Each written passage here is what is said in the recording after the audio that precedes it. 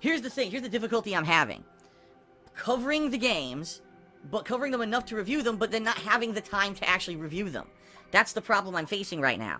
And I already know I'm already in a little bit of trouble with KO Gaming, because I didn't put a video out on that channel for a month. A lot of the viewership is kind of not paying attention to it. I've got 23,000 subscribers on KO Gaming, and I've only got about 7,000 people who are watching the videos. So obviously that means 14,000 people, 16,000 people, fell asleep during a month when I didn't release any videos. And I need to get that back.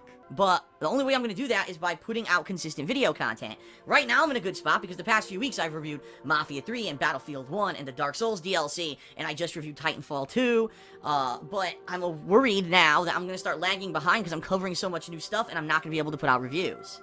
So, it's a tricky one, okay? It really is a tricky one. And we'll see.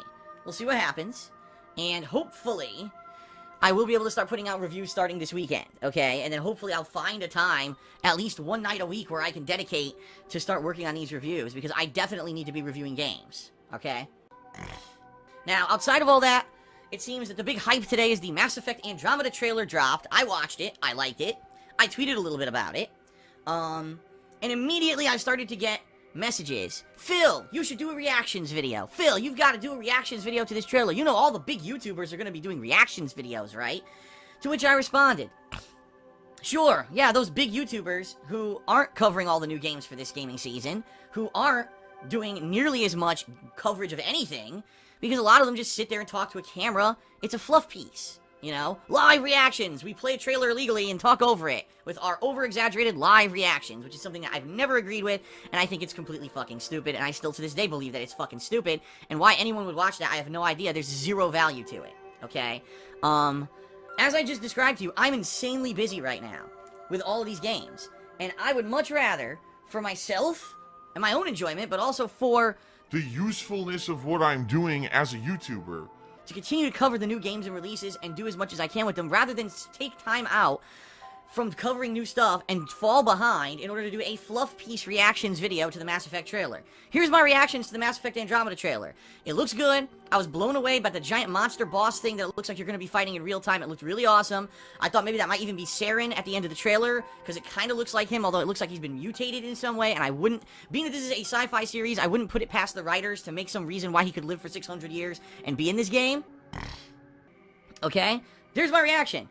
That's all you need to know. I don't need to make a giant video about it. I don't need to live react to it to get millions of views of stupidity.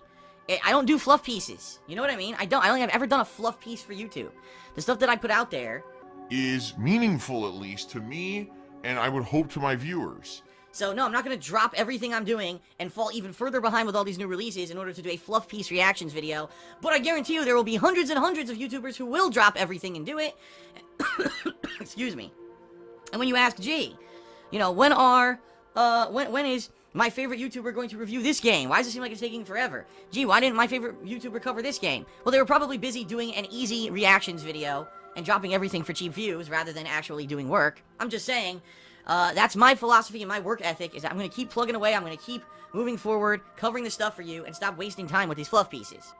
Now, not to say that there weren't times this year that I didn't do reactions videos, but those were times when there was nothing going on. If it was slow, right, and gaming was very slowed down and nothing happening, then I would do a video like that, because then it's something to fill time, right? Right now is the worst possible time to be doing that kind of stuff.